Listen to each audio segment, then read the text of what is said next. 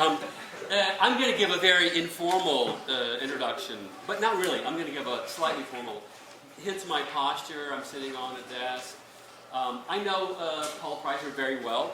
The problem often when I give these introductions is I know these people very well, and I forget to tell you things that I know about them. So I'm going to read a little bit to introduce the lecture tonight. Paul Preissner, as you know, is a visiting critic here this semester. He's a faculty member, tenured faculty member at the University of Illinois Chicago. He has a practice there. This is the part that I'll start to read a little bit. Paul, from 1998 to 2011, 1998 to 2001, Paul worked at Eisman Architects in New York City, where he was senior designer charged with the design and realization of the City of Culture campus in Santiago del Compostela. What is Santiago, Spain? Yeah, sorry. Santiago, Spain. And the Arizona Cardinals football stadium in Phoenix, Arizona. Before establishing his firm in 2006, he also worked as project architect and senior designer for Wood Zapata on the renovation of Chicago's Soldier Field, and at Skidmore, Owens, Merrill on projects ranging from the design of LA's Grand Avenue redevelopment to commercial and residential building in China and the Middle East.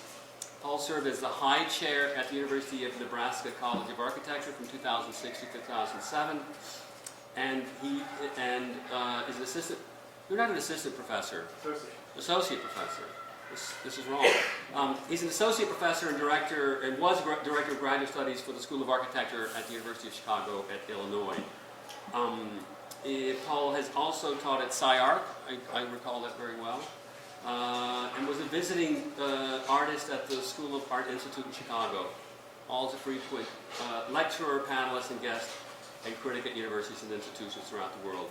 His work has been published in books, catalogs, and magazines, and his writing appears in periodicals such as Volume Magazine and New City.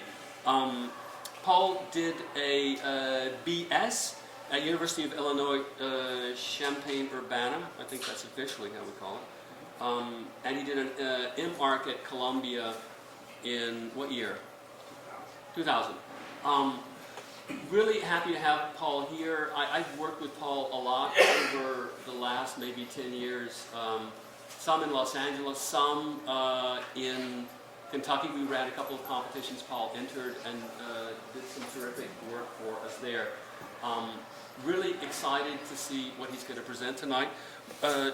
We sent out a quote from Paul earlier on the faculty listserv, and I don't think the students got this, but it's so weird that I feel compelled to read it to you. I have no idea what it means, but it could be meaningful.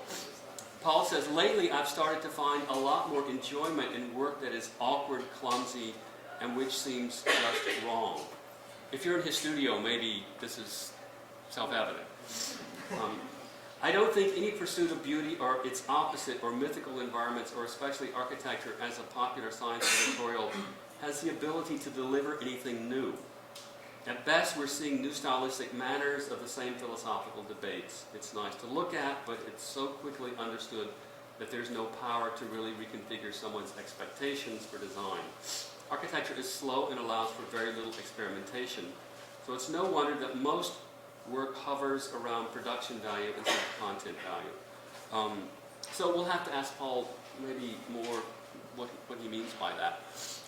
I'm even more curious about Paul's sartorial style as it's changed over the years. Paul used to be a very preppy guy, and now I really don't know what to say. He's kind of a lumberjack here today. I'm curious to hear him say something about that as well. Paul was also a wrestler, I do know, in college, because on a couple of occasions we had too much to drink and I lost in wrestling matches. So do not wrestle Paul Preissner. Very tall and very deceptive with his wrestling moves. You were actually, as I recall, a scholarship athlete in wrestling at the University of Champaign-Urbana. So question his architecture. Do not invite him to a wrestling match. You will not win. Very happy to have Paul Preissner here this semester. Very looking forward to his final review and looking forward to his lecture and hearing him talk about his work and maybe answer some questions about these observations he's made. Really, I think he's a terrific teacher. He's, I think, an important voice in architecture, and we're very happy to have him. Join me in welcoming Paul Preissner.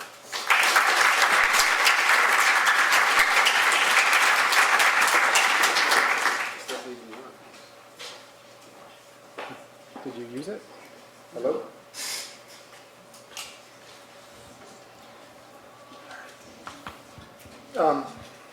Thank you very much for the introduction. I'm Paul, and I also want to thank everybody for coming out on a nice Tuesday. So I've got a clicker, and I shouldn't wear a hat.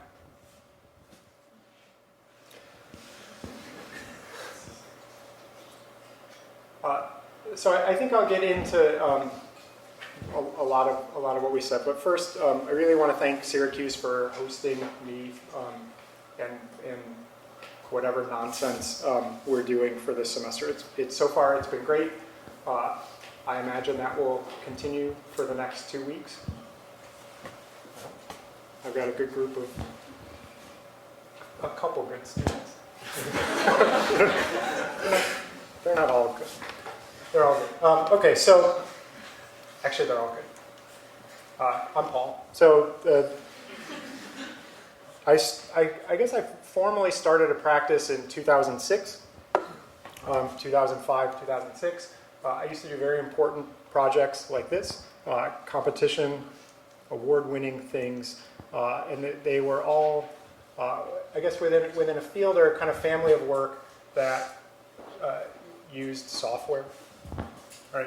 I had the kind of, accident of being born that allowed me to go to college during a certain moment in time where software was kind of just starting. So I did it too. And I made really like flourishing, beautiful renders, projects that are unaware of how male biased they are in terms of what their interests are. Weird kind of juxtapositions of fluidity and kind of rigidity, or basically any kind of project that explored and exploited the new complications that became what was thought to be so difficult, but actually kind of quite simply, with these embracement of software. So we did things like this, and like this. This is a nice project that Michael's more familiar with because it was a kind of project from Kentucky. All of this is shown as kind of a preamble to what I no longer think is very good. But they still look, they're not bad. I also have, I think, about 500 slides, so I've numbered them so you can kind of count along. So we're at 12. More competitions, all big kind of cultural buildings, all very loud, kind of like deft geometries, strange juxtapositions of complicated panels and shiny materials, things that were very awe-inspiring both for their kind of constructive ability and the kind of gymnastic way that they manage geometry. And at some point around 2011, the kind of confluence of a number of things like made me no longer like that stuff. I mean, I still like it, but it started to be kind of boring. So I think what I was doing was trying to figure out for me, and a lot of this is more kind of personal exploration into architecture instead of some kind of dogmatic argument for what everybody should be doing, but a way that kind of architecture can be both comfortable with its disciplinary definitions, not trying to blur boundaries or be anti-boundaries, but just kind of indifferent to categories in a sense. So kind of seems like a sensibility that might appreciate that. And I think in the lecture poster, it said free and open to the public, and that's kind of maybe a sentiment that politically seems maybe more helpful too. Something that kind of work that starts to become untethered from the fussiness that is packaged with that type of work. And so we do this work. But really, I think what I was doing is trying to figure out what this isn't mine, is a house. But you know, what's the non-version of this? And it's my thought was that where this isn't funny, it would need to be an architecture that starts to embrace the kind of casual mood or indifference to perfection that a more humorous field might have. And I think in every sort of cultural practice except architecture, that seems kind of easy and understood as to how it could happen. You know, comedians are funny. But every, like music, TV, painting, all those things have informal, less stuffy versions of their kind of more virtuosic practices. Architecture, on the other hand, doesn't, for who knows why, but it does have a kind of like attempt to be funny.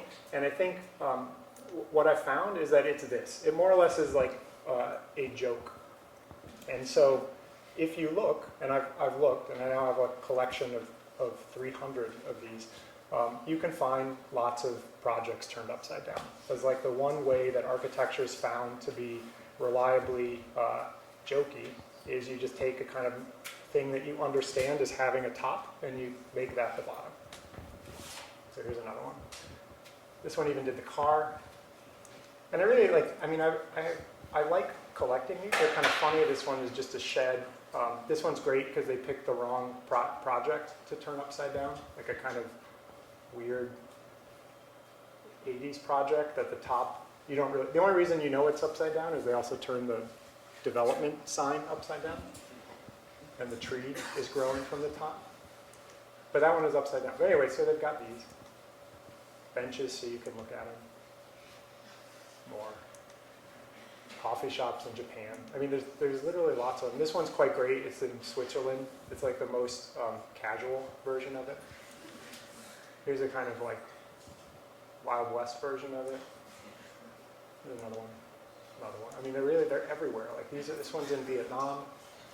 So even when they're in Vietnam, they look like these kind of weird Euro-American homes. What they always have to do to kind of resolve themselves is they make it a ramp, and that kind of, I think for me, makes it not architecture, but it just makes it a prop, which is in something kind of more a joke than being funny, because you can get it. So I guess now we get to the kind of lecture that I care about a little bit, which is trying to figure out what I am, or what architecture is, and how it can be, I think, a little bit more spooky. In a sense, spooky seems like a more fun way to be strange or kind of weirdness. And so to quickly like use some other field that's done it is cartoons, which seems to be okay. This is Garfield. This is a comic strip drawn by Jim Davis. There's Garfield, Odie, two other cats. I don't know the names of them. Anyway, it's awful, right? Like, I mean, it's not funny. It looks like this. It's usually Garfield kind of being an ass to the dog, stealing things, or eating lasagna, or disrespecting John, or being indifferent. But he's always talking. He's kind of irreverent. It's a horrible comic.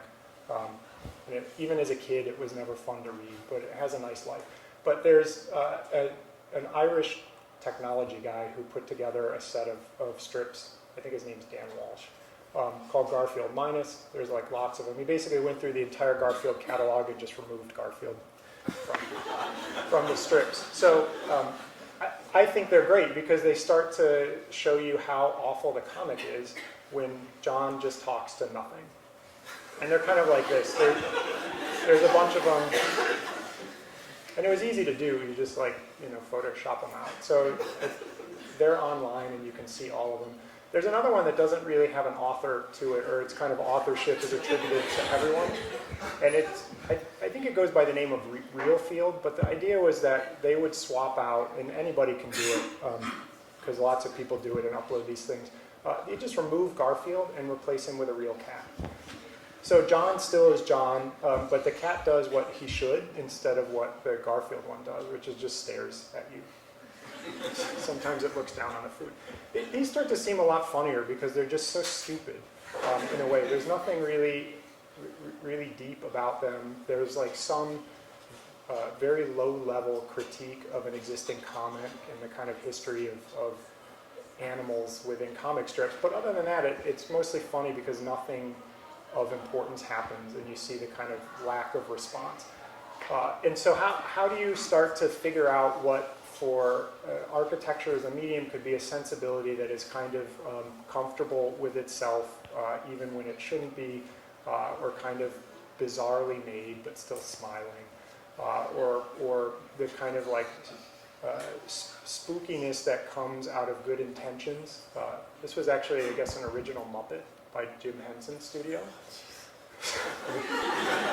The thing that all kids grow up loving could have been this, in which case I don't think the Muppets would have worked out so well. But those kind of like accidents of just awful product, or the kind of like cheap notions of painting, and the kind of identities that are projected within that, like mongooses and Christmas cobras being friends. I mean, it's a really great painting. I don't know who did it, but somebody did, and it's great. I think, like, you know, I like everybody in the world spends time on the internet, and there's great pictures of things, bears waiting for their lunch politely, muscly birds. Like a lot of these, I think everyone's kind of seen, and the really like crude quality of ambition, I think, of these is quite great. This one I think is funny. This has nothing to do with architecture, but it's funny in a way that I think is important. Like just, they weren't suspicious, but just Canadian. It's really great. Or these kind of projections of thoughts that, you know, seem to both fit and be completely impossible, or strange towers. And then I think part of what these are is all of those are sad in a way that seems, you know, you have pity for these things. So this poor bear who no one showed up for his birthday. Like somehow you can't look at this and cry. You kind of chuckle even though you feel awful at the same time. So how can like architecture not be something as it always is, which is serious, kind of advertising in its wealth, committed to the exclusion of looseness or mistakes, overly fussy, you know, kind of macho. I think this is a kind of fun example of what happens when people try to, or when things, I don't know, when people mess with fussiness. So on the left is this fresco in this church done by Elias Garcia Martinez in the 1800s. Very important, you know, it's Jesus. So the community really loved it. Over time, as paint does, it deteriorated and looked like the one in the middle. This was like in 2011 or something, that it like looked like that. And then this old lady, like 92-year-old lady who had lived there forever, devout Catholic, you know, like the most well-intentioned person you could probably imagine, wanted to help and asked the church if she could help like fix the painting, and they said yes, and so she restored it, and it looks like this thing on the right. And then everybody wanted to put her in jail or something, but somehow like there's more spirit, I think, and like there's more freedom and I think good feelings in the picture she did. It's kind of like awful proportional, poorly technique, but clearly like done with purpose. I think the kind of like politics of the painting on the right seems so much more embraceable than the ones on the left, in that sense, or even the middle. So I don't know, like how do you do this for an architecture that's always the painting on the left? I think for both literally and metaphorically. And so, you know, the kind of my interests have started to drift towards things that people wish would go away, you know, or kind of, you know, bad cover-ups. I mean, you know, like the painting patterns of people paid to only cover up the graffiti somehow seems better than if they actually thought the project through in that sense. These kind of like weird lines, or the need for a telephone on your marble bathroom. Well, this is from a bathroom, like you could literally call from your tub. Or the kind of reprioritization of space. I don't know like where this plan's from, but I think they got it right. It's just for one big car. And so now I've got some projects. So this is how I'm working these through. I think you're going to be a little disappointed because I don't think they're quite there yet. I mean, I'm still continually disappointed by them, but I think they're starting to be a little bit more relaxed and maybe indifferent to whether they're good or not. So this first project, and I'll explain the kind of context of the projects, but the site or the kind of diagrams for how they get there, even if they exist, aren't nearly as kind of helpful to figuring out what's going on. This was a project in Israel. It was a competition, as most seem to be, for a assistive living elderly center, or kind of like a facility for adults with developmental disabilities. So it's not a stayover facility, so you would come in the morning and kind of go through things like physical therapy and cognitive therapy and whatnot. And our idea was that instead of producing this as a kind of overwhelming single structure that looks good, we would do it as a set of more loose, kind of non-proprietary objects. They're just these kind of like jacks or something, and then just let them loosely aggregate across the site so that you could get little enclaves, shared courtyards, private spaces. Your exterior space was actually much more varied casually because of the informality of the arrangement of these things. So the insides are kind of also literally what the outsides are. I mean, part of, I think, what I've been recently trying to work on is finding an architecture that's a little bit more upfront with where it stands, so that there's not a disagreement between interior and exterior, and the kind of each shape is a room, as opposed to hosting varieties of places. That doesn't always happen in some projects, but in this one it kind of did. So here's some plans, kind of like walk around it. And you look through. So the idea is that they also look like their own community. So it's a smaller community. It doesn't seem like an institution. It seems like a place you would actually want to be at, instead of something that you feel you have to go to in that sense. And then there's those little periscopes to let light into the inside.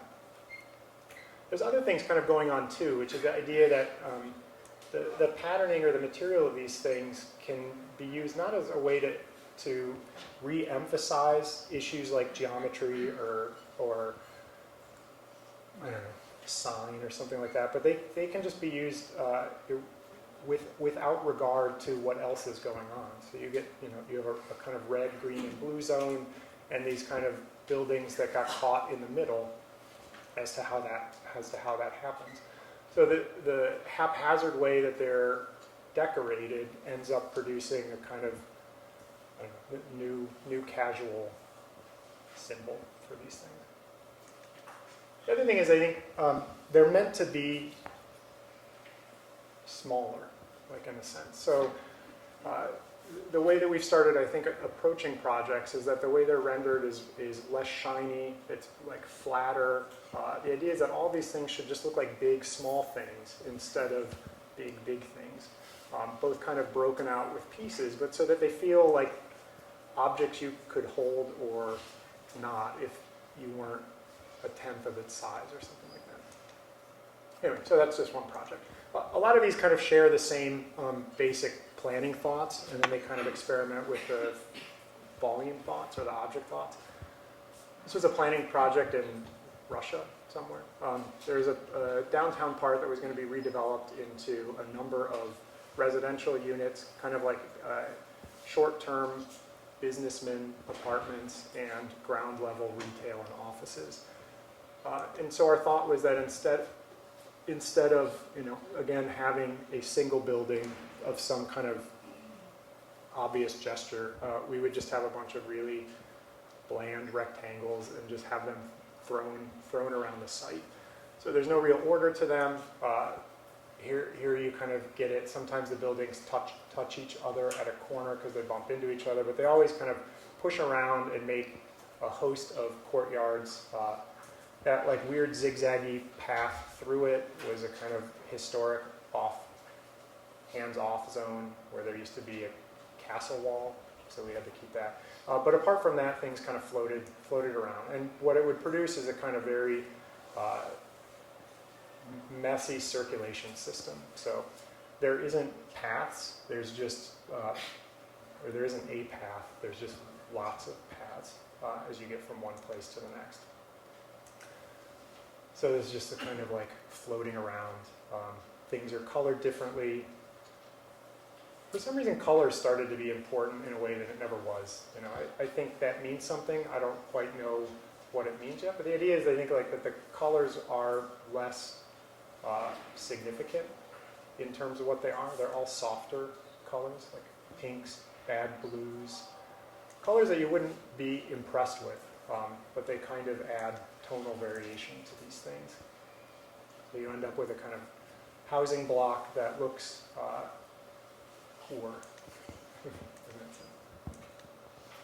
And then every building could be done however it needed to be done. There wasn't any kind of architectural rules. This was really a kind of planning exercise, so our thought was whatever style they end up getting developed in is not of our interest. We actually would kind of want them to be varied, so you get strange, messy skylines in that sense. And so here kind of is it at night. That was that was a kind of quick project. This was also a quick project, but a little more interesting to me, and this was done collaboratively. So this was a project for the Biennales of Americas in Denver.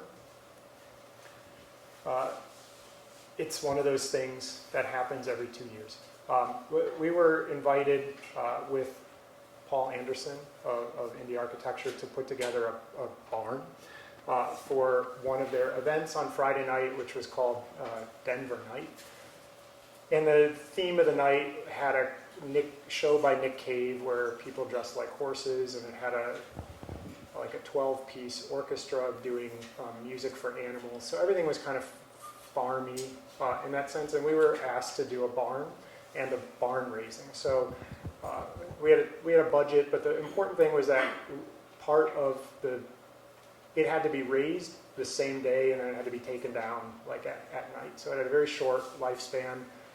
And what we did is just decided to do 2 barns, but to kind of pick the more, not the kind of romantic barns that one associates with American barns, but the ones that exist as the contemporary barns, those kind of prefabricated, galvanized channel barns. And we would do 2 of them and have them kind of crashing into each other at meaningless angles. And the idea was that we would be able to produce within that structure like 1, 2, 3, like 9 or 10 different spaces with just two barns and in a bad angle to it. So this was the site for it.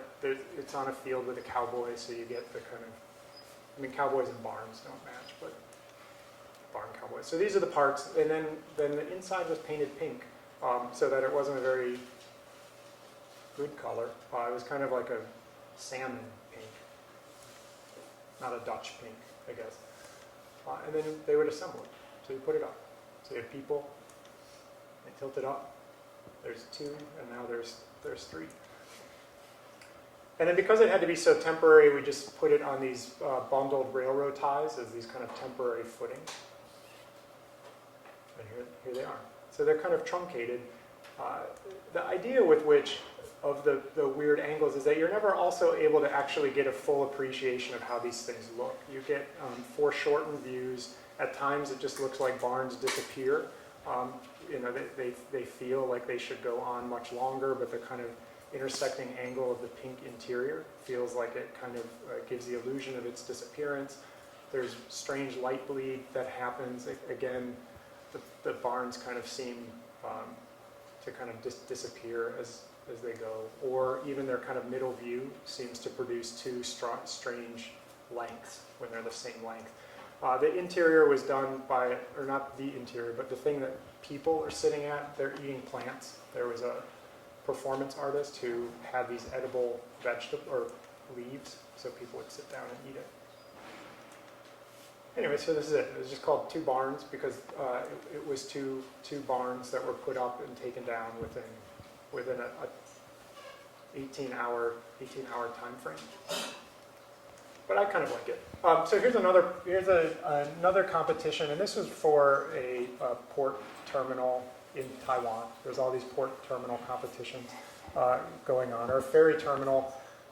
Just as a kind of like contextual funny thing, this is the terminal in Kinmen, which I didn't know where that was, so I went to the map, which is a good thing to do if you don't know where things are, and found it. First I was looking all over Taiwan for it, and I couldn't quite find it, because it's actually a little island that is, I don't know, it's like maybe 80 miles from China, off China, which to me seems funny for, the contentious relationship that Taiwan and mainland China has, and all of those funny military actions that China does in the Bay, the fact that they can't keep a tiny little island that's 40 feet off of their shore, I found that surprising. Anyway, that's just a kind of like observation of geography. But so our thought for this was that instead of having the terminal look good, we would have the terminal look like a bunch of blocks that some kid poorly pushed around. So they were made to be very simple shapes that were a little bit adjusted, either in their kind of like proportions, and then just moved around until they properly fit the program, so that you wouldn't actually feel you were going again to a building. The whole thing would look like a campus. There was no plinth. The main idea is that everything sits on the ground in this very kind of egalitarian way. You literally just walk in the door instead of proceeding up through terminal stairs or ramps or something like that.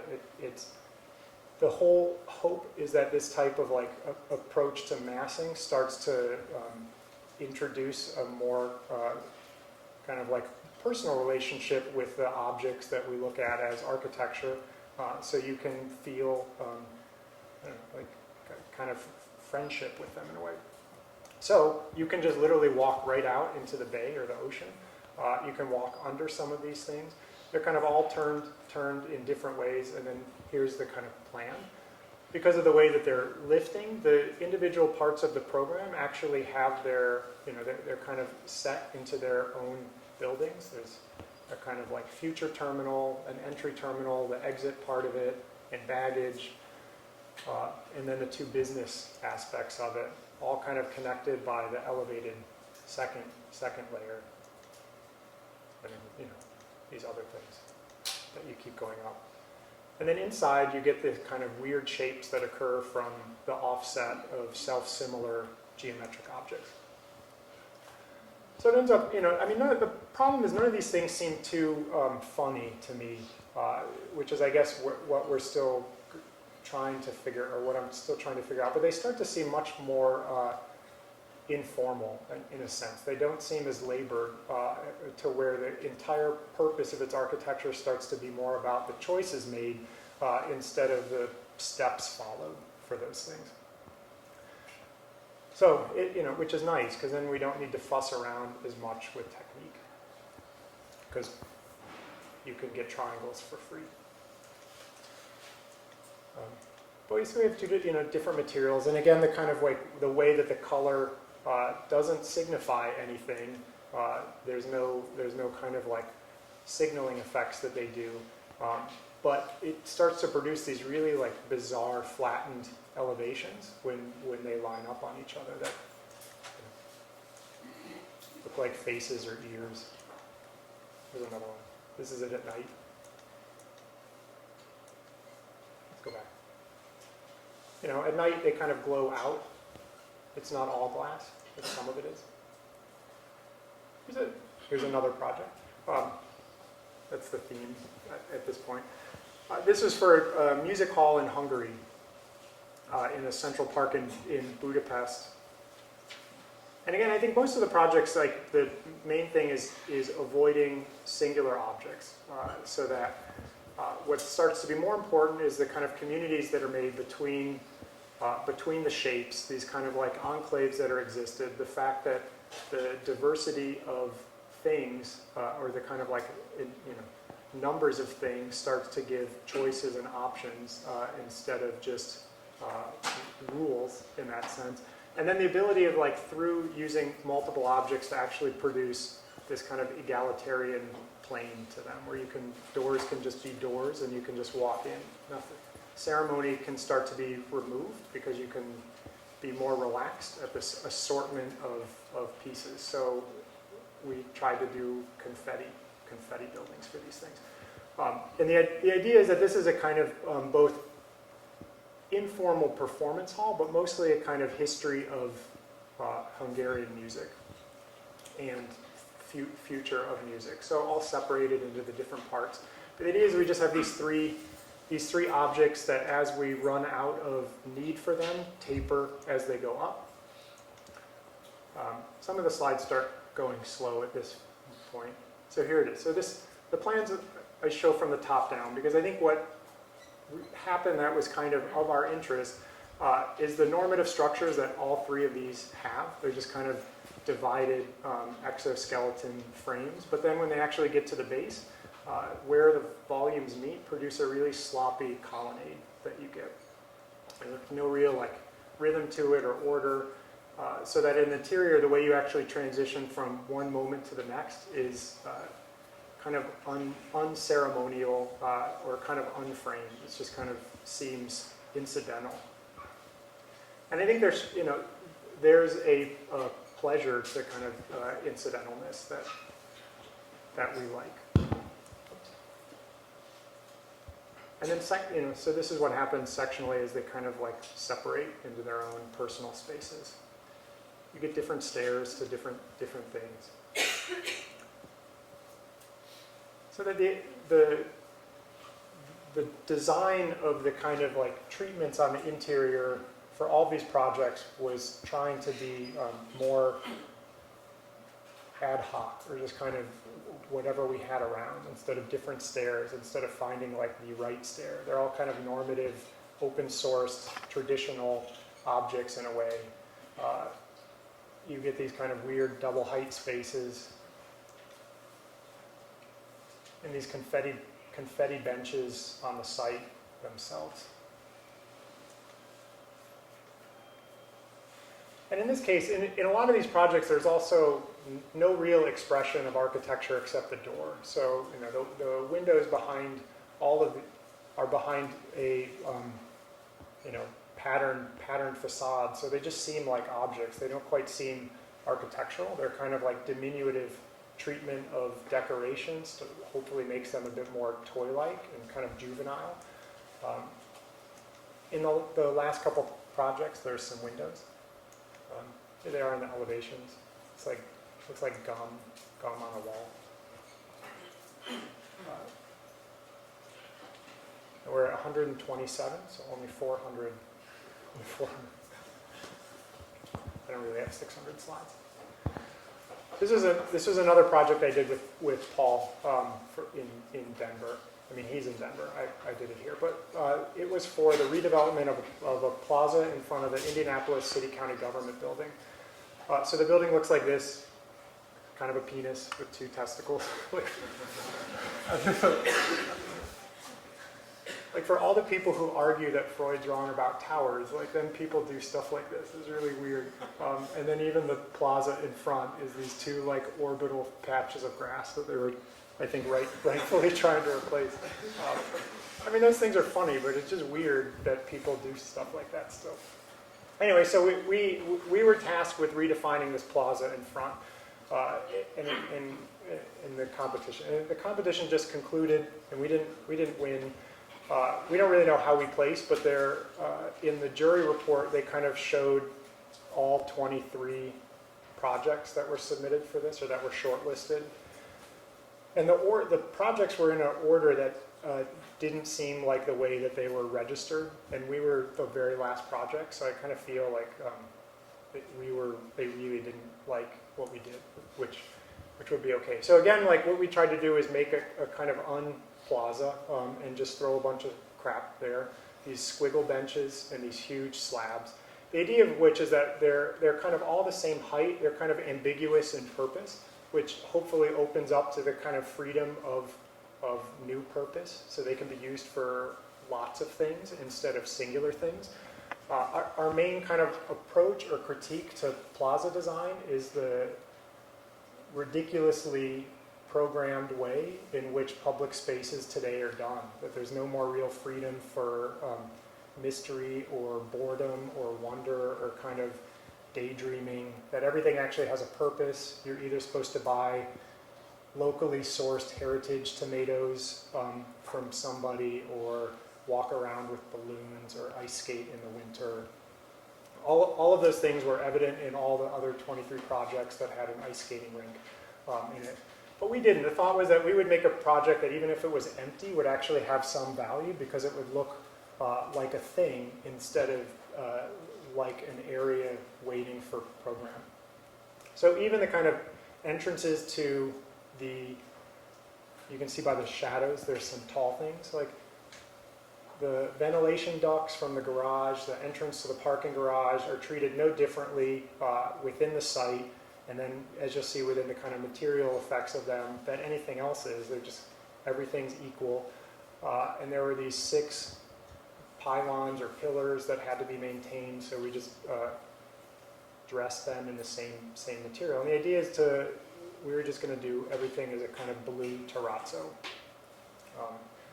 So both the kind of pavers are terrazzo, the slabs are terrazzo, the towers are terrazzo, all the same, maybe a different scale, so that it actually starts to be as kind of like pale and invisibly articulated as it is, but still kind of equally loose, allowing for enclaves to exist, for kind of relationships to happen. And then the site lighting, with the idea that the entire plaza is kind of flat, like elevationally it almost doesn't exist, to kind of produce something that isn't there, even though it's visually much more pronounced than it normally would be, but the kind of architecture of it is somehow withheld. And then the site lighting would actually just be done by these balloons, these kind of globe balloons that hover above. They look like maybe trees, but at night they kind of glow like that. And also allows the ability to introduce new balloons, should you need them, for certain events. These are the pro renders. So it looks like that. Kind of like it. I mean, it's a little like, I think, relentless in the terrazzo, which is somehow fun to use these things. So just as a small terrazzo project, the Guardian newspaper asked me and others to fantasize about the Barack Obama Presidential Library and to come together with a proposal for them for some issue they were putting out. So this is what we did. There's not much to it because it's a small project, but the basic idea is it's a lot of same heighted objects, kind of covered with the same material that the landscape is, with some bad tinting on some of them, so that you get a little bit of difference. Here it is in elevation. I think the funniest thing, I was proud of the name we came up with for this, which is the exact name of what it's technically called. So instead of the Obama Library, we called it the Barack Obama Presidential Library and Museum and Foundation and Academic Institute. So a much longer name than it probably will ever have on the building. But it's just these things with massive doors that you kind of walk into an undifferentiated, by partition, open space, but one that actually is able to kind of cluster its purpose through the scattering of furniture. And then the other thing is like the separation of buildings that in elevation doesn't actually seem to exist, but because of the way that things just meet at the corner, you have isolated rooms, right? So there's actually, because it's a campus, so there's different buildings, even though it looks not so the case. So now a few more. Now these are smaller ones and have windows. I think there's a few real projects that we've been working on that some will start construction. They're pretty dumb. I mean, like the kind of like elevations of them, there's not much going on to them. And what we tried to do is figure out what the minimum version of a kind of facade for a project we could put together was. So this is a 6 or 4 unit apartment building in south part of Chicago. So we just have 6 windows, and they're kind of at a strange pacing, and then some lights. I don't know so much what to say about these things because descriptively they're just kind of what they are. And I think the idea is that they look as kind of mundane and normal as you would expect, but there's a misalignment that happens to some of the evidence of its architecturalness, like the window spacing, the kind of, the gaps that occur, the off-centered door, and then the kind of like clustering of exterior lights that look like interior lights as a way to produce just these kind of minimum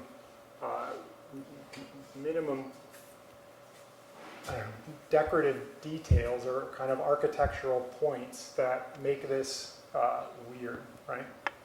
So the idea is like how we could start getting an architecture that doesn't even look like anything happened, but also looks subtly not right. So like when you were in junior high, or when I was just starting. So in the 80s, there was the kind of third version of mod culture that happened in the US. I mean, I was a kid, so it was like a high school thing, but I saw the older kids do it, or some of the older kids. There was a group of people who like just wore suits. They were like in high school, and then they just wore suits. And that was like the sum total of mod culture in the Midwest in the 80s, was they were just high school students who wore suits. Like that was their entire politic. And it was really spooky. I mean, because they shouldn't have been wearing suits. But there's something not quite right about it that I think makes it much more fascinating or kind of enjoyable in a way, is this kind of like subtle strangeness that comes from just minor disregards of norms. Here's a house. The roof is going to change on this house, but I kind of like the roof as it is. But it's a house for a family with 4 kids. I think one thing we wanted to start doing is using windows more obviously. Like whereas initially you saw both in the kind of work that I've disavowed and then the work that I first started with is all of the expressions of architectural parts still get smoothed out, right? So windows don't actually show up. Doors kind of didn't show up. And I think maybe kind of reintroducing those elements as entirely distinctive parts of an architectural project that happen to occur in the same place in the world, but don't have any real relationship to each other. They're not produced out of the same thoughts on design. There just happens to be a door at that part of the site, and there's a wall at that part of the site. And you can get these kind of discordant projects in a sense, kind of both at some level very normative and also they seem really stupid, like kind of funly dumb, as you're a little more indifferent. And then they kind of make faces at you in a way. Like I think these is a way like that projects can start producing a personality that one can interact with. You can see the face on the side of it. There's another face on the front. Another face with a nose in the back. I mean, those are just accidents. The point isn't this kind of like facial design. And then the last project that I'm going to show, and this is super small. We're almost done. It is an apartment renovation or a condo renovation in Hyde Park. This is the tallest building in Chicago, south of 13th Street. It's all the way in Hyde Park. It's an apartment building from the 60s, I think 68 or 67. In the mid-90s, it was turned into condos. As a fun developer theme, the units were divided up into 5 unit types named after famous Chicago people. The Adler, the Burnham. I mean, one of those like cheap things that developers do that I guess some people take meaning in it. Anyway, so we had two units that these owners had, and they wanted to combine it into one unit. So we actually had an Adler and a Mies van der Rohe that we were going to make into one unit. So something seems like important about that, both the kind of like stupidness of naming things after dead people, but then the fact that we had to kind of combine two units named after important people. And these were the most unimportantly like designed apartments to begin with. It's not like the Adler on the right and the Mies were somehow emblematic of the architectures produced by these luminaries. So we did this. The plan is kind of unremarkable, but I think this is one where we tried to explore poorness in detail as a way to kind of elevate informality. So the kind of like expression of the end of the drywall as it hits the column, instead of finding some way to finish that or even bury it in the early part. The way that like you can kind of formalize as much as you can these first pass constructive details. And then dealing with things like interior lighting that looks like eyebrows, or mirrors that match the door. You can see the toilet in the mirror. It was just out of the bathroom. Or eyebrows on doors. I mean, all these things are really small, but I guess in a way I think part of the way out of this mess that we're all stuck in is to do minor, dumb things instead of major, important things. To kind of produce these views that are both vacant and empty instead of framed and pretty. And to kind of have contrastive elements that seem at some level no different than complete indifference, but are somehow like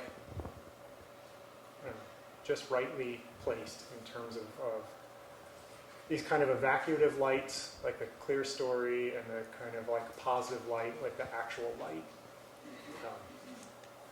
So we're done at 160, but I think like this, some people know this image. I don't know who did it, but I think like this is the kind of spirit that we all want, which is this kind of like crudely drawn cigarette that's on a skateboard.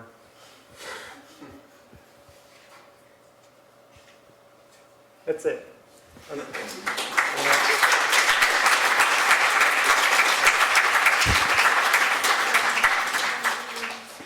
don't have any real like conclusive way for these things, but Do you take questions? Oh, I take I have a lot of questions, but maybe other people have. Yes. Question number 1. Wait.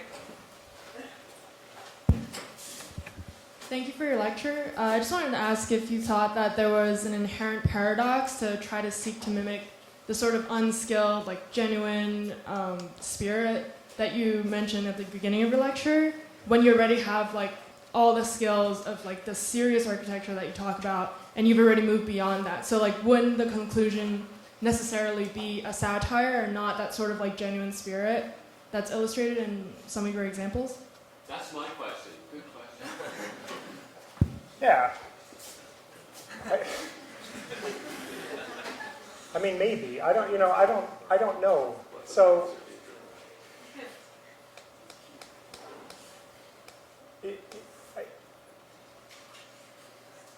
I mean, the point of what I'm trying to look at, I mean, the question isn't, it's not that the question, like, stumps me. It's that I think it's a good question, and I don't really quite know. I don't think you want amateur work. Like, my interest isn't in kind of romanticizing amateurism. I think you want good work. You want work that actually seems done at an enormously competent level. I think maybe the kind of embracing of poor decisions in composition or selection, but then to do it, I mean, like the thing is like all of the kind of details of these things are flawless, so that it should allude to the fact that a person who knows what they're doing put it together. So why would somebody who knew what they were doing ever do this? Like, in a way, why wouldn't they try and match things? So I think like true amateurism also immediately displays lack of ability. I think that what I've tried to do, or what I'm trying to figure out, is how you can introduce being perplexed, right? Like why somebody so wildly talented as myself would do things that seem to be the choices of somebody with less ability. So I think the paradoxes probably exist, but it's important, right? And it's important not in a way that I'm trying to elevate amateurism or something, or outsider versions of architecture, but to actually introduce the notion of choice back to projects, so that the intelligence within architecture is actually the result of compositional decisions or organizational decisions or informalities that are introduced, or taking things as serious like the door and kind of reintroducing the politic of those things like the entry by having them on the ground, so that you just literally walk up and in instead of it being relegated to a performative aspect. So the maybe blue collarization of certain aspects of architecture, and then the allowance of those things to compositionally produce new qualities is maybe what we're going for, or what I'm trying to do. So, I don't know. It probably doesn't answer the question. I mean, the other thing that's probably like worth pointing out is all of those early projects I think are really great projects, we can all agree. But you don't really have to be that talented to do anything. I mean, like part of my disillusionment with all of that is the reality is those are only maybe like a nose or an inch ahead of the techniques that are done to do them. So they're not really the result of choices, they're just the result of steps. And I think for me, like the problem with architecture is it was suffocating in the sense that it never felt optional anymore. Like the designs today don't feel like the choices people are making, they just feel like the steps they're taking. So, you know, a lot of my friends still do work like that, and I think they're making huge mistakes with their lives, but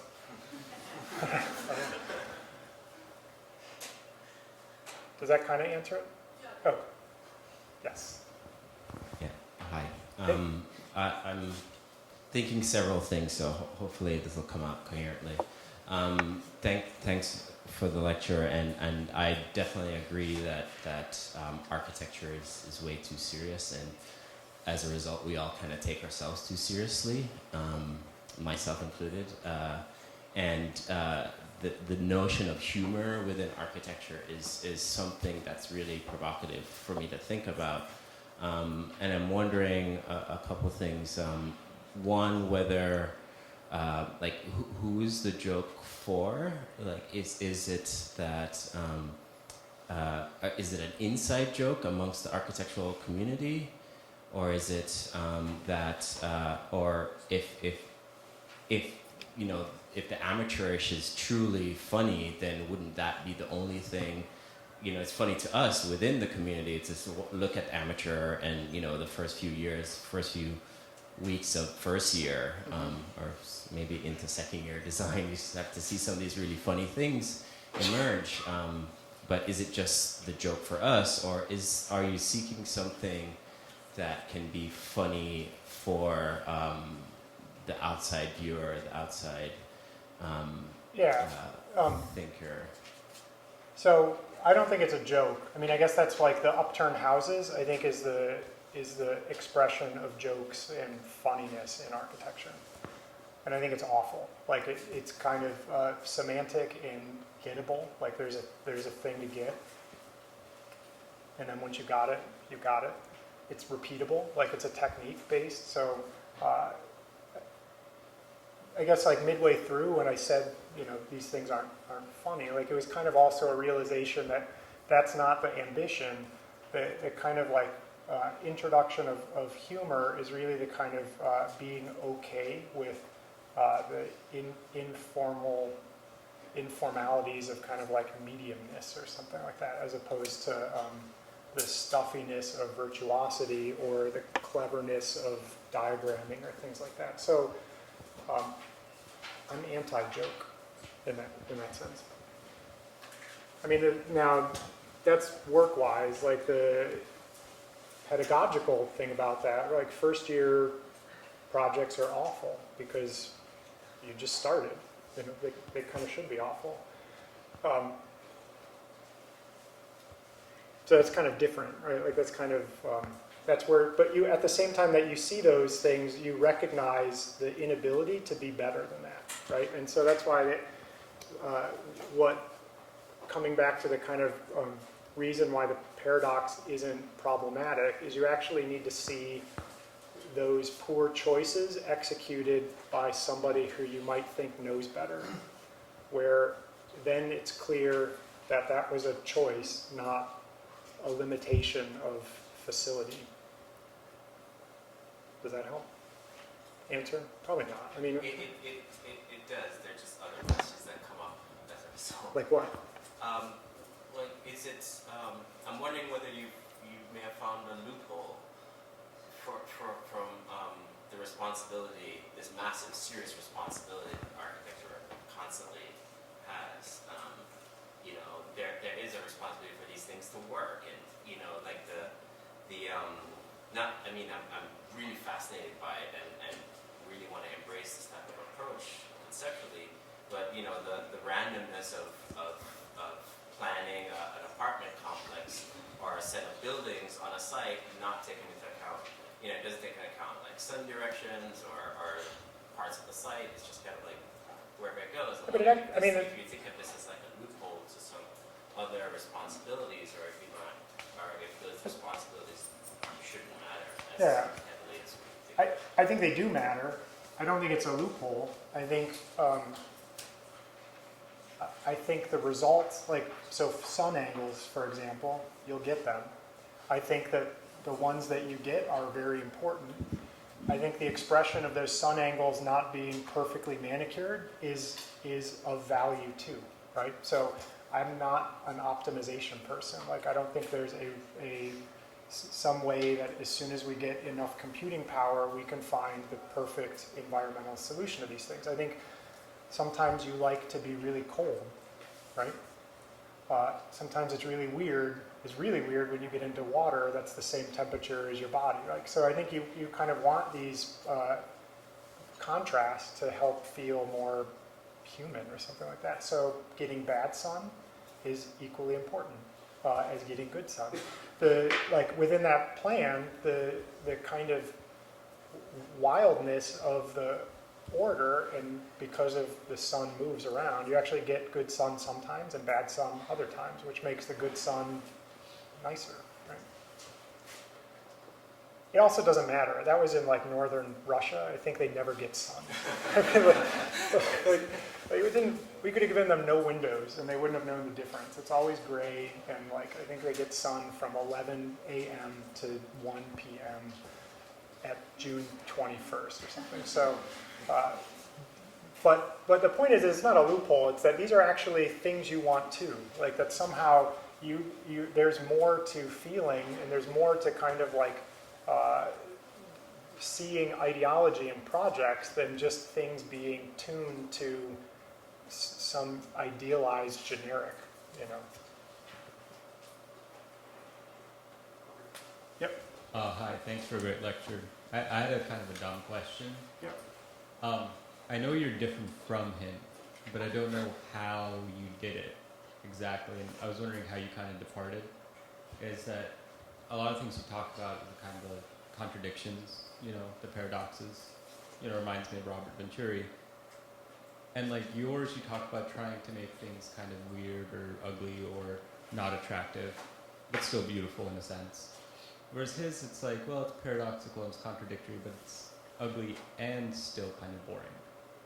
Yours definitely aren't boring. So how do you think you kind of departed from that? I mean, it's not a question of like, what's your ideology, but more like, what's your process, I guess. Yeah. I mean, the process is really messy at this point, so I just kind of keep goofing around until something seems right. Whereas before, it was clearer, like I had steps I could take, I knew curves that existed in a kind of history of curves or something.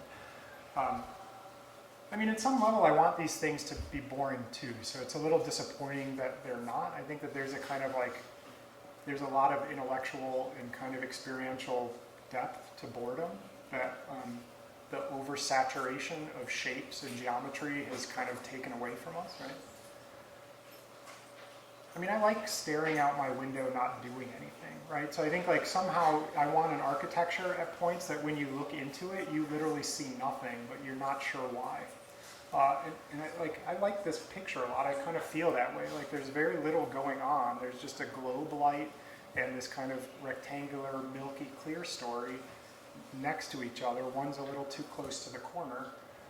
I mean, it's just a corner of a closet, but I don't know. I think emptiness like feels more full in a lot of these things.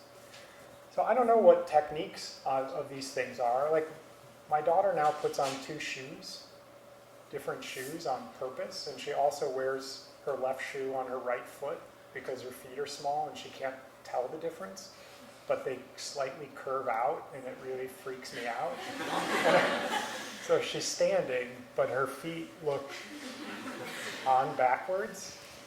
Like that's a really beautiful like moment of art, I think, like that she's done, and it's done like super unconsciously. And I think like hopefully being good at some techniques of architecture and having to have like finding a desire and an ambition for it to start feeling more effortless and kind of minimum and kind of invisible and maybe more promiscuous with what it is allowed to use, right? So you can start using doors and windows again without shame, might start to put that together. I think like the Venturi one was much like their, things were much more targeted to a kind of particular signaling effect back then. I don't know. I kind of meandered on that. I'm going to bring you back because this is the same question, but a little bit different. I certainly didn't take your work as a joke. It looks very studied, actually, and when I look at this image, I think about, having to talk with the contractor and getting that light just off, and so that there's a study there. So my question is, what's the research look like? What does your desk look like? What are you looking at? And how do you conduct research for, we'll say, this kind of informality? And it can't be just Garfield or your daughter's shoes. Well, Oh, here are the other 500. Thanks. I'm curious where, there's a seriousness there that okay. yeah, okay. Thanks. Well, what's in the computer? So there's hidden things in the computer. There's the reissuing of the Thieves. There's some bad notes. There's an inflatable cow that my daughter jumps around on. I mean, but it's just a kind of flat table. That's what my desk looks like. It's really just a table with an empty cup of coffee.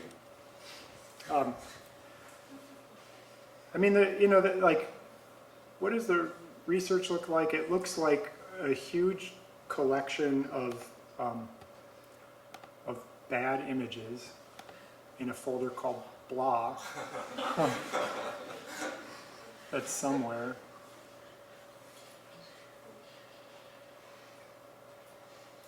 Maybe it's not even here anymore. No. I don't even have it. Angola, book covers. I like book covers. I look at a lot of non-architecture things for advice now. I mean, you know, like for formal advice. And I also look at a lot of yeah.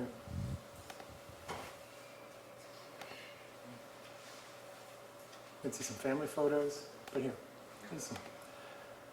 Like, I look at a lot of really fussy architectural projects for assembly advice to figure out how you can do things so well that they don't look like they're poorly done, but they're poorly composed, right? I think it's a compositional issue for me as to what's going on.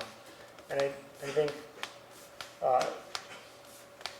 the crudeness has to be in the kind of architectural or the kind of organizational choice, not the constructive choice, right? So it's, I don't know, like, I guess with details, right? Just because we were talking about the light, the point isn't to overemphasize the constructive details of a project, but it's actually to have details entirely irrelevant and disappear. So a lot of what I do now is read German construction books to figure out how they do those beautiful, fussy things, but then to do it in bad compositions instead of like perfectly proportioned compositions. So that's some of the stuff I do. I mean, the kind of comment about my daughter's shoes is just like incidental observations. Like I appreciate those things. The kind of weirdness. Sometimes I even like when you see a really expensive house and a contractor just threw up a weird fence, because it's going to be replaced by one that isn't weird. But that kind of like poorness of choice seems more enriching than the kind of poverty of process that happens with the description of architecture, I guess.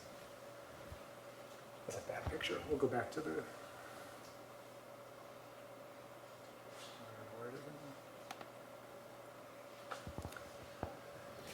So I don't know. I mean, that's what the research looks like.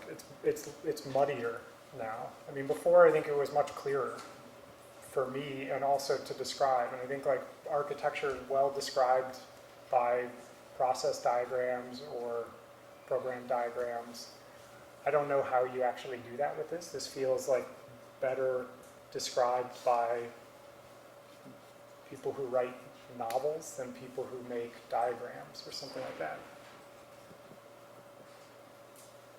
It seems more ideological now, whereas before it was more technical, right? So now any kind of technical interest is only there in so much as to make it disappear. Whereas before, my interests were in it as a way of expressing its kind of muscularity or whatever, right? That's sort of what you were saying about choice earlier, that you're making choice. Yeah. You're making a lot of choices. I mean, I think everybody wants to feel free, right? So like hopefully this work has a freedom that the previous work didn't, where one kind of demanded appreciation and observation. This work feels like you can actually relate to it in some ways, or relate in it instead of just looking at it. Well, I have a question. Yeah. Maybe it's related to Anne's. Actually, I think a lot of these questions are Related to Anne's. similar. Well, they probably are. I don't think you answered the first question yet. In the following way, I think the question was not so much about. I think the question was about irony and about how it is. It seems to me how it is that. Well, let me back up and say first. I don't think you answered that, and I'll say why. It was suggested that there's some conceptual or formal relationship to Venturi here. I don't see that. What I see actually is a much closer relationship to a kind of a conceptual framework developed by Eisenman. And you worked for Peter, and I'll tell you why I think that is. And first off, I really enjoyed the presentation. I think it is, it's not amateur, and in fact, it's incredibly elitist, I think, this project. And I think it's incredibly studied. Yeah, and I think that's why when Anne looks at it, she says, "This is not informal. This is not informal. It's incredibly studied informality that not everyone can see." And so what I find really compelling is the precision of the studied and the production of the informal as a result of that study. The challenge, it would seem to me, is if this were fashion design, if you look at someone like Margiela, for example, who produces clothing and jackets that are really exquisite, but the stitching is left in. Yeah? And so people who don't know will, if you wear a Margiela jacket, will come and try to pull the stitching out of your jacket, and then they ruin like a $5,000 jacket. Yeah? So now, that's a kind of design practice where the distinction between a really crappy jacket, where, you know, at Men's Warehouse, where they actually left the stitching in, and the Margiela, you can tell if you know design. Really, conceptually, they're not that different. And you could say the same with art practices, right? So the challenge, it seems to me, with architecture and with this is to those who see the studied in this, the difference between this and just crappy architecture is clear and apparent when you show it and you talk about it the way that you do. But for consumers, actually, there is no difference. And it may not matter at some level. But I know that you still are very invested in these being understood as part of a disciplinary discussion in your own work. And I think you still obviously want these to be understood as architecture and not just mass-produced sort of things. Right. And so what I'm curious is, and by relating it to Eisenman, I mean this. Eisenman does lots of things like this, and it relates back to this question about irony. Eisenman in early house projects did a lot of things like this, but always with the intention of playing with a disciplinary discussion to try to upend it, to create not irony, but a kind of a hypercritical view of the stairway when you do it upside down. Or, right. So, but these are all kind of insider conversations. Clearly that's not what you're doing, because that was done with an intention and a purpose to upend a discourse and a discussion. That's not what you're doing here. So, but it's not irony either, and it's not amateurism. I'm not asking really what are you doing. I guess I am. But is there, because it's fascinating, and I've seen your work from the early stuff to this. And of course you're going to say, I don't know where it goes or what it's really about. I know that's part of the shtick, but really, what do you think, if you were guessing, if you were me trying to guess, what the hell is Paul doing? What would you say? So it's not ideological, it's not discursive, it's not accidental, it's because it's very studied, it's not amateurish. What is it? So, I mean, I do know. Right? Like, part of shtick is that the opposite is true. But I mean, I don't know. I mean, the reason that I don't know is because it's not. It's being set up or by my interest in what I'm looking for don't have its antithetical version in existence, right? So, of course. Whereas I showed the early work, this isn't the opposite of the early work. This is not that. Absolutely. Okay, so.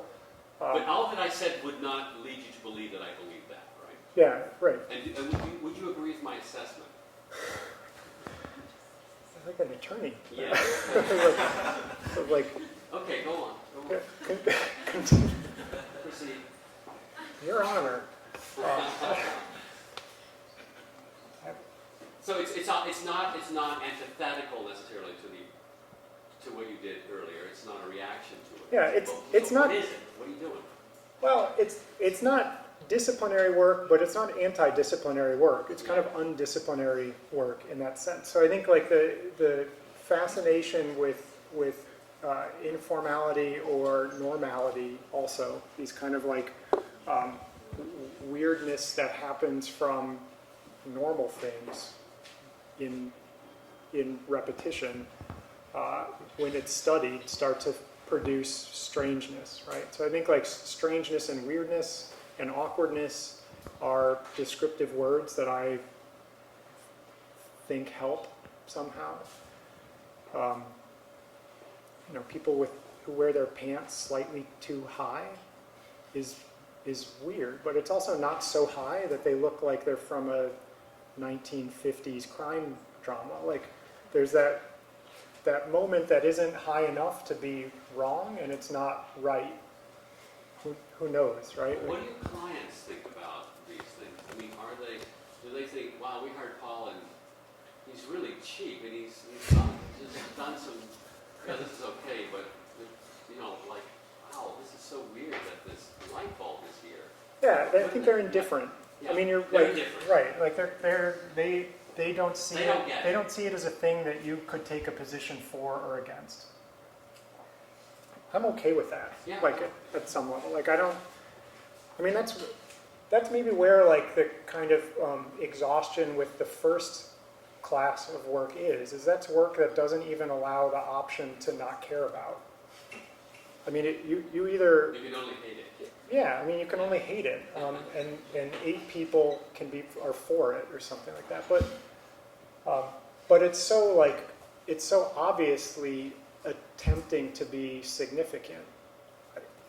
So this. And let me ask my Yeah. last prosecutorial question. If that work is aggressively, in a very muscular way, trying to be seen and trying to be different, Mhm. would it be fair to say that you are, in an even more studied way, trying to be seen and different, but not with a muscularity, but using techniques of kind of laxity, disappearance, informality? Yeah, I mean, for sure. Like, the point is that I think the work is anonymous. Like, it's somehow supposed to be confusingly not anonymous. Like, you're not exactly sure why it has compositional interest because it is so close to normal, but there's slight studied differences to it. Yeah. Okay, we're on the same. I mean, I think that, I mean, you need most work to be legitimate garbage in the world. I think bad architecture is really important. I don't think it's important for people to do, and you should be embarrassed about. Okay. Yeah, okay. Well, I think there's 2 kinds of discourses in the way you're talking about your work, and one of them emerges out of the first part of the lecture, which is this kind of, aw shucks, don't fence me in, it's kind of bad, I don't want to look like I'm trying anything but architecture, with a capital A. Yeah. So there's that discourse, but then there's another discourse which really became evident in your response to the first question, which is very refined and precise and architectural. And so to me, those 2 kinds of discourses map onto a disciplinary position, Mm-hmm. where the refinement is when maybe you let your guard down or something, and you're willing to be the architect or to position yourself very precisely and in a nuanced and refined way, so that these questions that have been brought up, well, who notices?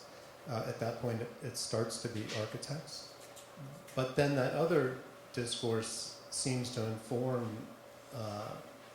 the choices, and so it's kind of this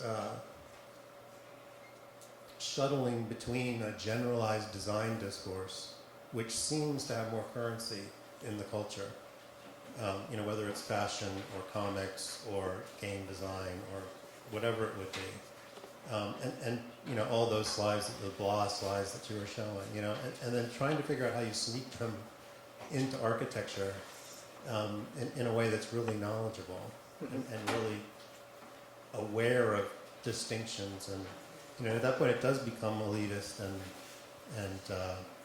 that kind of Pierre Bourdieu thing of distinction, right?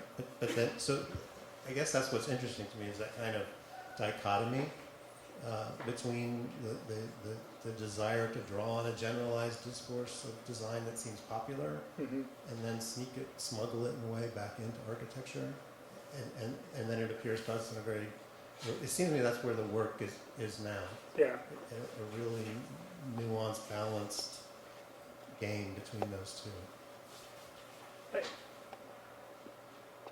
I mean, again, the first work, like the early work just seems gross to me. Like, I guess that's my distaste for it now, is it's just kind of gross work. I don't know. I mean, there wasn't really a question, so just kind of like, I think I don't disagree. Got another question, different. I mean, I think you have to actually like know quite a bit to make that invisible. But the whole point of that should be to get it out of the way, not to like advertise it, right? I guess that's like the work that's process work or kind of like technique invested work is so dependent on the awareness of accomplishment, right? I don't think that is important to me anymore. And so I think it's in the point of the work's invisibility to certain people is I'm okay with. I think like we should be okay with. And that for other people, there will be a deeper connection with it somehow. And then for other people, there will be an even deeper one, and they'll hate what's happening. But at that point, like, those are the people you like. I don't care about them anyhow. I guess. I don't know.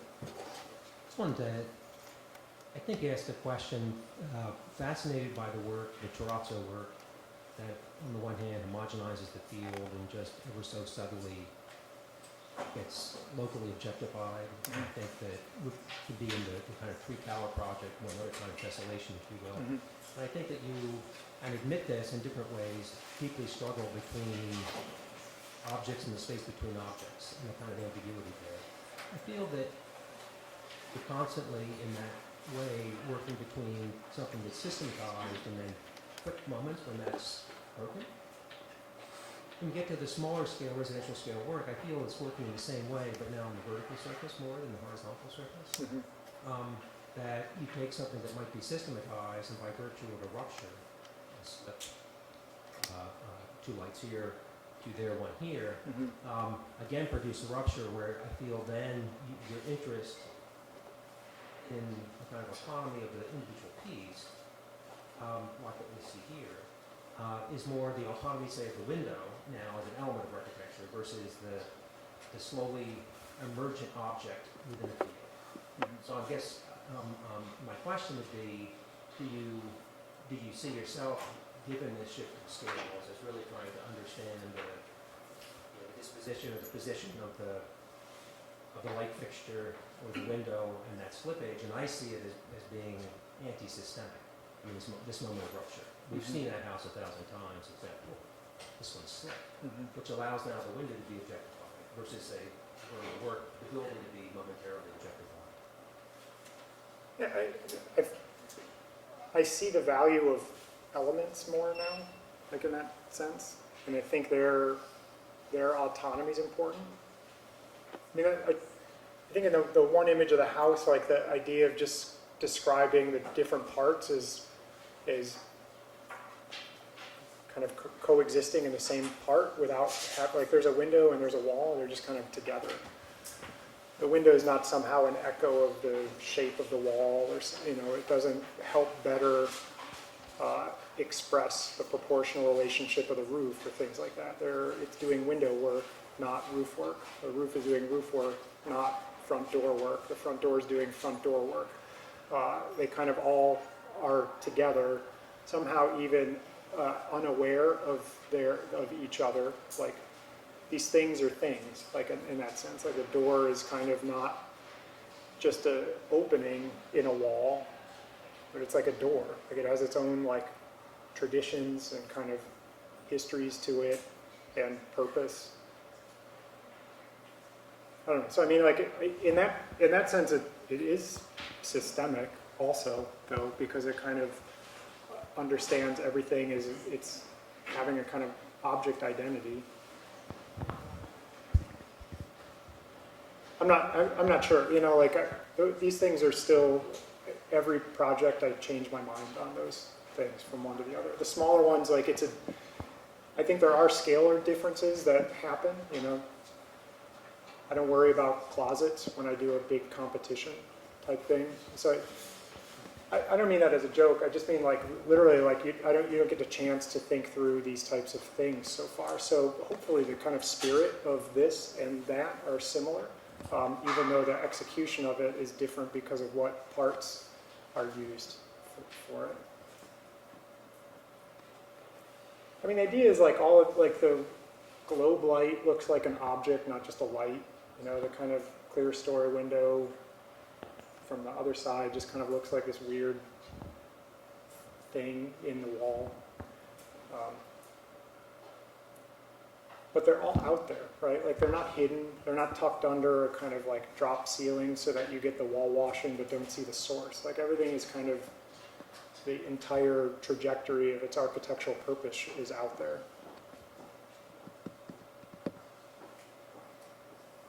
Hey. Yep. Sure, this is working. Thanks, Paul. In a sense, maybe my question comes from the opposite, sort of. Like end. 14th Mac. Which is to say, I'm of a similar generation that passed through the eye of that sort of parametricist needle, and it feels like a lot of these interests are sort of post-traumatic stress, or driven by a desire to repudiate that. In my case, it's sort of 12 months out, so I'm still in the immediate recovery phase. But I get the idea of an aesthetic sort of a disappointment or of exquisite failure, and all of these sort of potential paradoxes or oxymorons. And so in a sense the binary that Mark identified, I have less of a problem with. It seems to me that it would be inevitable that you at some level you would have to invest in the politics of non-investment or whatever. So there was a sort of third characteristic that I picked up on though that I found more troubling, which was towards the end of each description of the project there seemed to be a tendency to, let's say, fall back on a set of older assumptions about what success might consist in, particularly when you were talking about urban conditions, or I think there was a project with a load sort of lazily placed gastropub chips. And you talked about the exteriors. First of all, the plan looks strangely sort of redolent of work from previous generations before the parametric moment. And you began to talk about the successes of each project. And I just wonder whether there's the difficulty of this problem of disappointment or of ineffectuality or of failure is that it's really hard to eradicate the discourse of success from the discussion of it. I mean, most of our questions tonight have been demanding meaning of you, and you're going out of your way to reject most of those demands, I think. So I guess my question is there a way to eradicate that? Would that be a sort of radical end for this project, that you sort of fully divest yourselves of any successful outcome or desire for it? Or maybe that sort of radical position would itself be antithetical to a lazy, brown, insignificant project that actually is not invested in extremes of any kind, even the extremes of lack of investment. It all gets rather convoluted. No, I mean, I think it's only first fair to point out that I'm wrong about all this. Like, if you look at the world, people love geometry right now, right? So, like, I'm on the wrong path. And then I don't know. I mean, it's always the kind of language is obviously tricky to avoid success, but the point isn't that we're now trying to achieve failure. Like, that's, I think, the relationship that I don't care so much for, right? Like, in the piece that Michael read at the beginning, the whole point of rejecting like some romantic research towards beauty isn't to now start researching the horrific and grotesque and things like that. Like, they're the same thing. They are related to each other on the same rules, right? I think Thomas Kelly, who's also here, like, is interested in wrongness, and I don't think that's any different than being interested in rightness, because by putting yourself in a kind of position that you think wrongness has value, you're already ordaining the other side of it.